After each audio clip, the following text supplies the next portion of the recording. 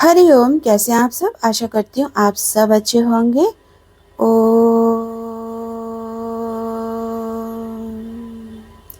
सद्गुरु नमः। ओम परमात्मने नमः। इस श्लोक पूर्व काल में यज्ञ रूप नित्य कर्म के ही साथ साथ मनुष्यों के वर्णों को रचकर कहा, हे मनुष्यों, तुम यज्ञ से वृद्धि को प्राप्त हो। यह शिक्षा कल्प वृक्ष के समान तुम्हारी इष्ट सिद्धि को देने वाली हो। तो बोला कि पूर्व काल में यज्ञ रूप नित्य कर्म के ही साथ साथ मनुष्यों के वर्णों को रचकर कहा। तो सबसे पहले वर्ण समझेंगे। मनुष्यों के 4 वर्ण होते हैं। पहला ब्राह्मण वर्ण, दूसरा क्षत्रिय वर्ण, तीसरा वैश्य वर्ण और चौथा होता है शूद्र वर्ण। और चारों वर्णों के नित्य कर्म भी बता दिए गए कि चारों वर्णों के नित्य कर्म कौन से हैं। तो ब्राह्मण का नित्य कर्म कौन सा है? शिक्षा देना, शास्त्रों की, वेदों की। और क्षत्रियों का नित्य कर्म क्या है? अपने राज्य की रक्षा करना, कोई भी बाहरी आक्रमणकारी हमारे राज्य पर हमला ना कर दे, अपने सारे राज्य को बाहरी आक्रमणकारियों से बचा करके रखना, क्षत्रियों का ये कर्म। और वैश्य का कर्म क्या है? वैश्य का कर्म है कि वो नित्य कर्म, माना कि नित्य ही उसे ये कर्म करना है। तो क्षत्रिय का हो गया। अब वैश्य का नित्य कर्म है अपने राज्य के व्यापार में वृद्धि करना, राज्य की आय में कैसे बढ़ोतरी हो, कैसे व्यापार किया जाए, हमारे राज्य के लिए कौन से राज्य से हम अपनी संधि करें अपने व्यापार को बढ़ाने के लिए। तो इन्हीं सब का काम जो है वो वैश्य वर्ण के लोग किया करते थे, आज भी करते हैं। और शूद्र वर्ण के लोगों का नित्य कर्म कि इन तीनों ही वर्णों के लोगों को जो ज़रूरत हो वो सारी ज़रूरतें शूद्र वर्ण के लोग पूरी किया करते थे। तो अब ये हो गया हमारे नित्य कर्म कौन से हो गए कि, और वर्ण, तो वर्ण हो गए 4 मनुष्यों के और 4 वर्णों के नित्य कर्म भी हो गए। अब बोला कि तुम यज्ञ से वृद्धि को प्राप्त हो, यानी कि जो चारों वर्णों के जो नित्य कर्म दिए गए उन कर्मों को करते हुए तुम मैं और मेरापना मत डालो। तुम किसी भी काम को करने में आसक्ति मत डालो। तुम निस्वार्थ भाव से केवल अपना कर्म करो।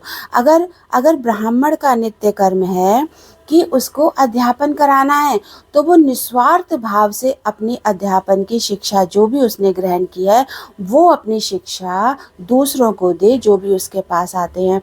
और फिर वो उन छात्रों में या अपनी दी गई हुई जो शिक्षा है उसमें वो स्वार्थ ना रखे कि मैं तो शास्त्र पढ़ा रहा हूँ, मैं तो शास्त्र पढ़ा रहा हूँ, मैं तो वेद पढ़ा रहा हूँ, अब मुझे इसके बदले में धन मिले, ये मेरे पैर छुएं, मेरे सारे जो है मेरी व्यवस्था करें, मेरे खाने पीने की व्यवस्था करें, मेरे आने जाने की व्यवस्था करें। क्यों? क्योंकि मैं शास्त्रों का ज्ञान दे रहा हूँ और वेदों का ज्ञान दे रहा हूँ। यज्ञ समझ के कार्य करें, यज्ञ समझ के कि मुझे ये कार्य मिला है और मैं इस कार्य को शुद्धिपन अपने में धारण करके यज्ञ पूर्वक ये काम करूँगा। मैं इसमें किसी भी प्रकार की कोई आसक्ति नहीं डालूँगा। ऐसे ही वैश्य कि अगर राज्य का व्यापार कर रहा है तो उसमें ये भावना नहीं आनी चाहिए कि अरे राज्य का व्यापार करने में और राज्य का जो उसको फल मिलेगा, राज्य बढ़ोतरी करेगा, वो तो गया भाड़ में। पहले मेरी जेब भर जाए, पहले मैं राजा के समान और राजा से भी ज़्यादा धनी बन जाऊं और मैं सारा माला माल में स्वयं हो जाऊं। राज्य की क्या चिंता है, पल तो रहे हैं लोग, खा तो रहे हैं लोग, और वो अपना काम करके चलता चला जाए। जैसे दोस्तों उदाहरण केजरीवाल का है ना, सत्ता में आया था ना, बड़ा गरीब परिवार से आया था, सबने उसे वोट दिया कि ये तो गरीब है, हमारे सुनेगा, कैसे कैसे उसने भाषण दिए थे। और साथ किसका किया था उस समय?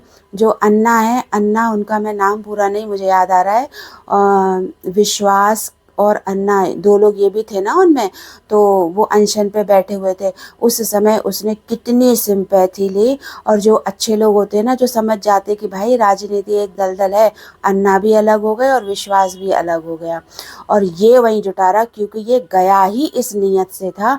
वो गया, उसने सिंपैथी ली, नेता बना, आज अपना आलीशान मकान बनाया है, अथाह संपत्ति उसने अपनी एकत्रित कर ली है।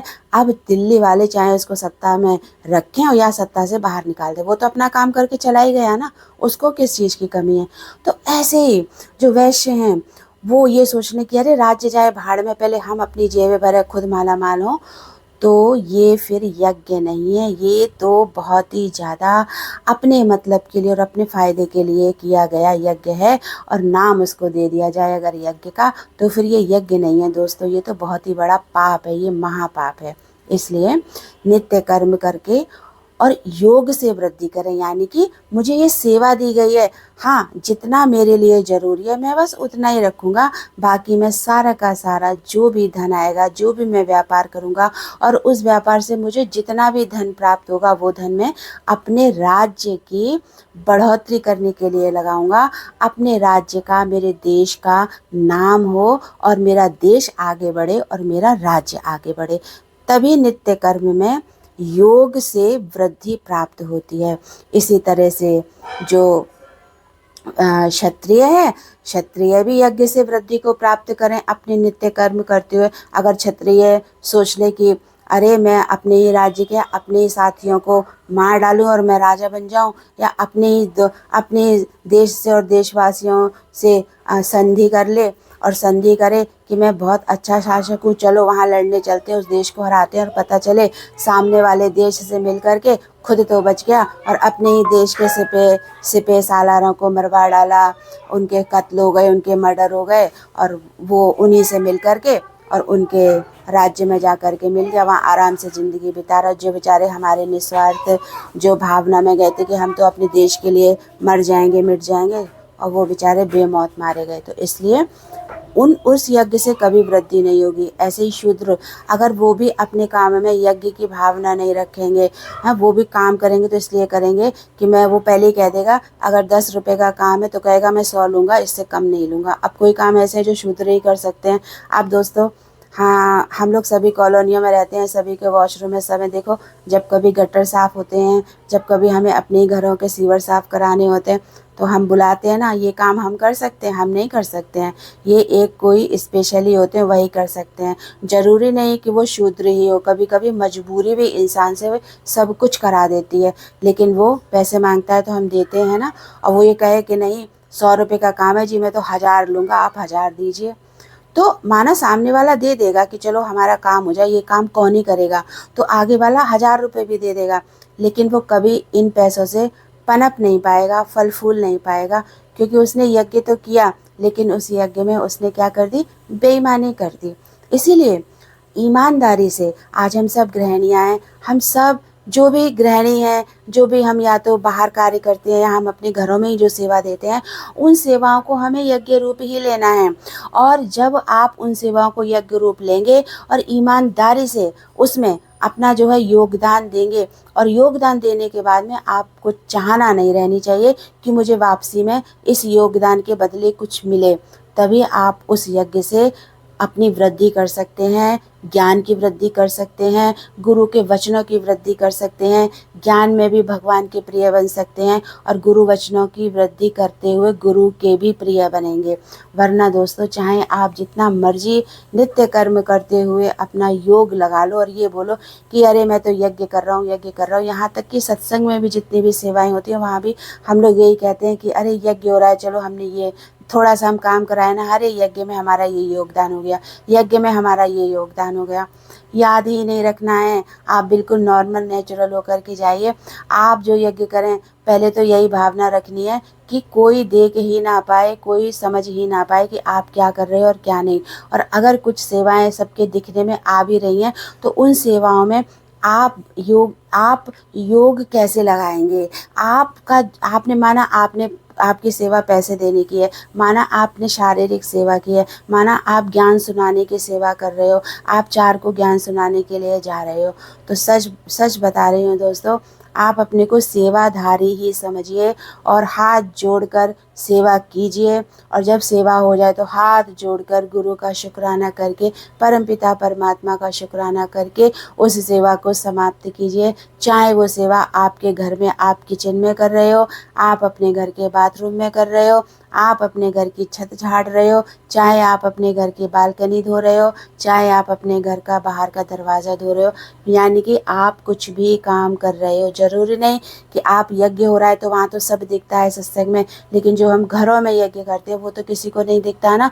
तो इसीलिए वो यज्ञ भी हमें दिखना चाहिए। जैसे कि हम सत्संग में जाते हैं, हम कहीं बाहर जाते हैं और जब हमारी सेवाएं देने का काम मौका मिलता है हमको, तो वो सबको दिख रहा है, तो एक ना एक कहीं संतुष्टि रहती है मन में कि देखो हम कर रहे हैं, देख रहे हैं। लेकिन घर को जब तक यज्ञशाला नहीं बनाएंगे और उस घर में जो हम नित्य कर्म कर रहे हैं, उन नित्य कर्मों को करते हुए जब हम यज्ञ रूप समझकर उसमें आहुति नहीं देंगे, अपने तन की, अपने मन की, अपने धन की, 3 आहुतियाँ देनी पड़ती हैं। और इन तीनों आहुतियों को देने में अगर हमने जरा सी भी बेईमानी की तो हमारा सारा का सारा यज्ञ असफल हो जाता है। रामायण जब आती थी तो हम देखते थे ना कि ऋषि मुनि यज्ञ करते थे, आधे आधे यज्ञ हो जाते थे और आधे आधे यज्ञ करने के बाद में राक्षस आते थे, कोई खोपड़ी डाल जाता था, कोई हड्डियां डाल जाता था। ऋषि परेशान हो गए, तब रामचंद्र जी को लेकर के गए। तब रामचंद्र जी ने राक्षसों से ऋषियों की रक्षा की और तब जाकर के वो यज्ञ सफल हो पाए थे। इसी तरह दोस्तों, हम सब ऋषि मुनि हैं और हम सब यज्ञ करते हैं, लेकिन उस यज्ञ में हमारी अपनी ही मन बुद्धि आ करके राक्षस बना कर देती है और मैं मेरे का भाव डाल देती है कि हम शुरुआत तो बड़े अच्छे भाव से करते हैं, निस्वार्थ भाव से करते हैं और ये भी सोचते हैं कि हमें कुछ नहीं चाहिए, कुछ नहीं चाहिए। लेकिन ना जाने कब ये हमारे आधे यज्ञ हो जाएं या यज्ञ पूरे भी हो जाएं, उसके बाद भी ये मन, राक्षस रूपी मन, राक्षस रूपी बुद्धि हमारे उस यज्ञ को खंडित कर ही देती है। तो इसके लिए हमें बड़ी ही तैयारी करनी है, अपने को साफ बनाना है, शुद्ध बनाना है, सेवा कर करके बिल्कुल अपने मैं की भावना को मिटा देना है और तभी तभी हम कल्प वृक्ष के समान इष्ट सिद्धि को प्राप्त होंगे कि मुझे इस संसार से कुछ नहीं चाहिए। मेरा माँ का पद है, मेरा पत्नी का पद है, मेरा जो भी पद है, मैं अपनी सारी की सारी सेवाएं यज्ञ रूप के तौर में आहुति दूंगी उन सारी सेवाओं की, और मेरा जो कर्म है मैं वो अपने कर्म का पार्ट पूरा करूंगी और मैं अपनी मन और बुद्धि को, अपने यज्ञ को खंडित नहीं करने दूंगी। चाहे धन, तन, मन, धन, तीनों आहुतियों से मुझे सेवा का मौका मिलेगा तो मैं तीनों की आहुति देके सेवा करूंगी, लेकिन मैं गुरु के ज्ञान से अपने तन, मन, धन तीनों को इतना इतना शक्तिशाली बनाऊंगे कि मेरे नित्य कर्म करने में ये तीनों राक्षस रूपी मेरे यज्ञ को खंडित ना करें। और जब मैं ऐसा करने में सफल हो जाऊंगा तो फिर इष्ट सिद्धि को देने वाली होती है क्या, यही नित्य कर्म। और आपके जो वर्णों में आपको ढाल दिया गया दोस्तों, ये तो वर्ण हो गए ब्राह्मण, क्षत्रिय, शूद्र। अच्छा, हम ऐसे भी समझ सकते हैं, हमारे भी तो वर्ण हो गए, हम बेटी भी हैं, हम बहू भी हैं, हम माँ भी हैं, हम देवरानी भी हैं, हम जेठानी भी हैं, है ना, हम बहन भी हैं, हम सहेली भी हैं, हम पत्नी भी हैं, हमारे भी वर्ण हो गए। अब अपने हर एक वर्ण की सेवा करते हुए यही ध्यान रखना है कि मैं योग से वृद्धि करूं। हर हर हर जो भी हमारा वर्ण है, यानी कि जो भी पदवी हमें मिली है, जो भी वर्ण में मुझे मिला है, मैं उस वर्ण में सेवा की आहुति तो दे रही हूँ। उस सेवा की आहुति में मुझे मैं मेरे की भावना नहीं रखनी है, मुझे आसक्ति भाव में नहीं आना है। और फिर उस जो यज्ञ मैं कर रही हूँ, यानी मेरा काम आटा लगाने का है तो वो मेरा यज्ञ है, मेरा काम सुबह के बर्तन साफ करने का है तो वो मेरा यज्ञ है, मेरा काम रोटी बनाने का है तो वो मेरा यज्ञ है। दोस्तों, यहाँ तक कि पति के साथ भी आप अंतरंग जो पल व्यतीत करते हैं ना, वो भी यज्ञ है। उस यज्ञ में भी आपको चाहना नहीं करनी है, उस यज्ञ में भी आसक्ति भावना नहीं डालनी है, मैं मेरे का भाव नहीं डालना है, क्योंकि आप भीतर से हर चीज़ से अलग कब होंगे? अलग आप तभी होंगे जब आप अपने शरीर के द्वारा दी गई सारी सेवाओं से मुक्त हो जाएंगे। और मुक्त सेवा निवृत्ति होने के बाद नहीं होना है, ज्ञान में मुक्त सेवा करते हुए ही होना है। सेवा निवृत्ति के बाद तो आपकी इंद्रियां आपको स्वयं ही बताने लगेंगी, चाहना रह जाएगी, इच्छा रह जाएगी, वासना रह जाएगी, वो सब बताने लगेंगी। लेकिन अगर आपने समय रहते ही आप हर चीज़ से अपने को सेवा निवृत्त कर लिया और आपने हर यज्ञ में आहुति डाली, अपने तन की, अपने मन की, अपने धन की, और तीनों आहुति डाल करके आप अपने यज्ञ करने में सफलता को प्राप्त हो गए। और जब आप अपने सारे यज्ञ को करने में सफलता को आपने प्राप्त कर लिया, तब कल्प वृक्ष के समान तुम्हारी इष्ट सिद्धि को देने वाली होगी। तो कल्प वृक्ष जो मांगेंगे वो मिलेगा। तब आपको दोस्तों इस जीवन का अति गुप्त गूढ़ आनंद मिलेगा। गूढ़ आनंद है दोस्तों। जो आनंद आपको बाहर से दिख रहा है, चाहे आप इस शरीर से कितना भी आनंद ले लो, चाहे आपके शरीर को दूसरा व्यक्ति कितना भी आनंद क्यों ना देते, चाहे आपको मन को दे दे, चाहे आपके करोड़ों के भंडारे भी भर दे, पर ये सारे के सारे आनंद फीके हैं और आधारहीन हैं, आधारहीन। कल्प सिद्धि, कल्प वृक्ष की तरह इष्ट देव सिद्धि कब होगी?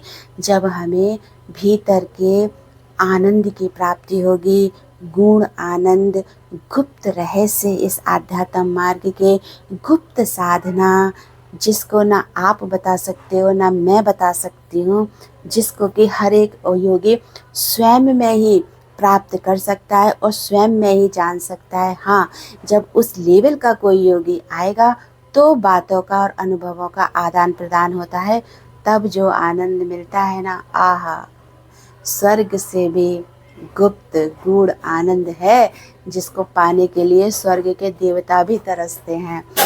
वो आनंद एक योगी प्राप्त करता है। तो इष्ट सिद्धि की प्राप्ति होती है और हमें इष्ट सिद्धि देने वाली होती है। हम सबकी इष्ट सिद्धि क्या है? हम सबकी इष्ट सिद्धि यही है कि जीते जी हम आनंद को प्राप्त करें, जीते जी हम मुक्ति को प्राप्त करें, परमात्मा का साक्षात्कार हो। तो ये सारी की सारी सिद्धियाँ एक योगी को मिलती हैं और एक योगी पाता भी है। तो अब मैं अपनी वाणी को ही विश्राम देती हूँ। आप सबसे फिर मिलेंगे। हरि ओम।